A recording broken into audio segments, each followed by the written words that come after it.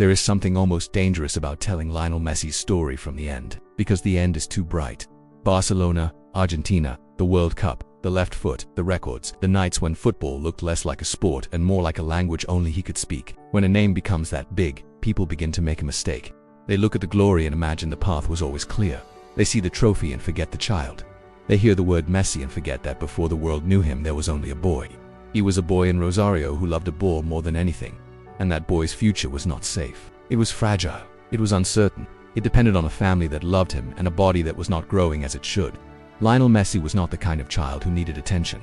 He was shy, quiet, close to his family. But when the ball arrived, something changed. The little boy who barely spoke suddenly had a voice. Not with words, with movement. That is why the problem frightened his family so deeply. Because parents know this was the place where that child breathes better. At first, the worry came slowly. Lionel was smaller than other boys, but families try to give time a chance. They tell themselves that children grow differently, that some boys take longer, you hope. You avoid giving fear a name too early. But time passed, and the difference became harder to ignore. Other boys grew stronger. Lionel remained very small. Then came the doctors, the tests, the diagnosis. Lionel Messi had a growth hormone deficiency. Today, that sentence sounds like a detail, but inside that family, it was not a detail. It meant treatment. It meant injections. It meant money. It meant uncertainty. Above all, it meant that the dream now depended on things no child could control. The pain was not only the fear that he might never become a pro. It was the fear of parents wondering if they could provide. Father can work. A mother can sacrifice. But sometimes love finds itself standing in front of a bill and a closed door. Jorge and Celia Messi were not thinking about history. They were thinking about their child, his health, his future, the possibility that something beautiful could be interrupted, not for lack of talent, but because life had placed a price on the path. And while the adults carried that weight, Lionel kept being a child. He kept playing. He kept returning to the ball. Children notice more than adults believe. They notice when voices become lower. They notice when a mother smiles with effort. But children also return to what they love. Lionel returned to football again and again, as if the ball could protect him. His grandmother Celia believed in him early. That matters. Many stories begin with one person saying, "Let him try, let him play." Before stadiums and contracts, there was a grandmother who helped make space for a boy to chase the thing that made him come alive. At Newell's Old Boys, people could see the talent. But talent did not erase the problem. The treatment remained expensive. The road remained uncertain. Many gifted children disappear because their families run out of money, access, or luck. Messi could have been one of those stories. The world almost did not receive Lionel Messi, not because he was not gifted enough, but because the dream depended on things far beyond a child's control. And so the question changed. It was no longer only about treatment. It became about where Lionel could truly have a future. Rosario was home. Argentina was home. The streets, the family, the routines, all of that was home. But sometimes love has to look at home and admit that home may not be enough. That is a brutal kind of love. The kind that asks whether leaving might be the only way to give him a chance. Looking back now, it is easy to pretend everyone knew how it would end, that Barcelona would appear, but nobody living through that moment had the comfort of the final chapter. His parents were not watching a legend rise. They were trying to protect a boy, a small, shy, gifted boy whose future was still uncertain, whose body had already forced the family into fear. His dream was about to ask for something even more painful than treatment. Soon Lionel Messi would have to leave behind the only world he knew, and for a child who loved his family as much as he loved football, that would become another kind of test. There are moments in a family's life when there is no easy choice, only the choice that hurts less. For the Messi family, Barcelona was not a fairy tale when it first appeared. It was not the beautiful ending people now imagine. It was risk, distance, another continent, another language, a different life, a decision that carried hope in one hand and heartbreak in the other.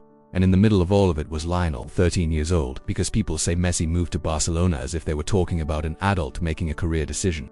But he was a child, a shy child, a boy attached to his family, his city, his routines, his grandparents, his friends, and the streets. Where he had first fallen in love with football, he was not leaving for fame, he was leaving for a chance. There is a difference. Fame belongs to the future. A chance belongs to survival.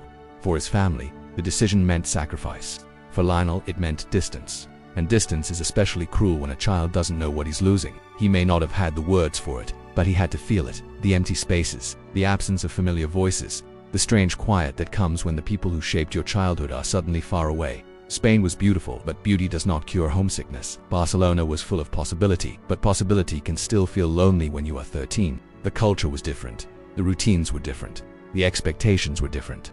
Lionel was already shy by nature, and now he had to adapt in a place where even the dream felt heavier. Because football was no longer only joy. It had become responsibility. That is one of the saddest transitions in the life of a gifted child. The moment when the thing he loves becomes the thing everyone is counting on. The game that once belonged to childhood now carries the weight of sacrifice. His family had taken a risk. People had believed in him. Treatment still mattered. The future had become serious. And yet, somehow, Lionel did not lose the purest part of himself. He had every reason to become hardened, every reason to become anxious, every reason to play like a boy trying to prove that all the sacrifice was worth it. But when Messi stepped on a field, he did not seem to be arguing with the world. He did not play like someone desperate to impress people. He played like someone returning home. For 90 minutes, the homesickness softened. The pressure faded. The medical story disappeared. He was not the small boy who needed treatment. He was not the immigrant child trying to adapt. He was simply Lionel, and the ball still understood him.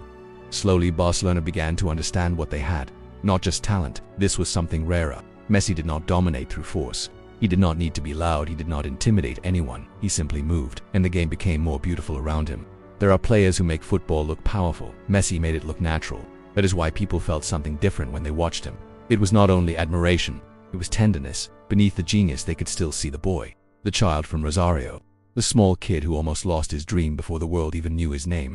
And as his career grew, Lionel himself remained almost unbelievably unchanged, quiet, reserved, close to his family, protective of his private life. He became one of the most famous athletes on earth without ever seeming completely consumed by fame. That contrast made people love him even more. Because in a world that often rewards noise, Messi became great in silence. But life was not finished testing him, not even close. Barcelona gave him the stage where his genius could bloom. It gave him nights of beauty, trophies, admiration, and a football home. That changed his life forever. But there was still another love waiting for him. A love more complicated, more painful, and more demanding. Argentina, the colors he loved most, the shirt that carried his childhood, the country that saw in him not only a player, but a hope. And hope can be heavy. For years, Messi gave Argentina everything he had, but the story did not give him peace. Around the world, people admired him. In Argentina, admiration came with expectation, with comparison, with pain, with the constant shadow of Maradona, with the question no human being should have to carry forever: why can't you give us what he gave us? That kind of pressure does not fall on the body first, it falls on the heart. And Messi, the quiet boy from Rosario, who had already crossed an ocean for his dream, now had to carry the emotional weight of a nation that loved him, needed him, judged him, and sometimes wounded him. Football can be merciless that way. It gives the most sensitive people the heaviest burdens. And for Lionel Messi, the greatest pain of his career would not happen in Barcelona. It would happen wearing the shirt he loved most. There are wounds that never completely disappear. For Lionel Messi, Argentina was both love and pain. It was home, but it was also expectation. It was pride, but it was also pressure. It was the dream of a boy from Rosario, but it became the burden of a man asked to heal an entire country with his feet. The World Cup in 2014 brought him closer than ever. Argentina reached the final. The whole country believed. The world watched. And after everything Messi had already won with Barcelona, there was still one dream that remained untouched. One dream that did not belong only to him. It belonged to the child he had been, to his family, to Rosario, to every Argentine who wanted to see him lift the trophy that had become almost impossible to separate from his legacy. Then came the final against Germany. And there are defeats that hurt because you lose, but there are defeats that hurt because you were close enough to touch the life you wanted. After the match, Messi walked near the World Cup trophy. The image became unforgettable, not because it showed a superstar, because it showed something more human. A man standing beside the thing he had dreamed of, close enough to see it, far enough to lose it. That is the cruelty of almost. Almost can hurt more than failure, because almost gives the heart a picture of what life could have been. But the pain did not end there. In 2015, Argentina lost another final. In 2016, another one. And that night, after another defeat, something inside Messi seemed to collapse. He had carried so much for so long. The comparisons, the criticism, the expectation, the feeling that no matter how much he gave, it was still not enough. For the first time, he stepped away from the national team. That moment was not weakness, it was exhaustion. And people sometimes forget this simple truth. Legends get tired too. Strong people break too. Quiet people suffer more than they show.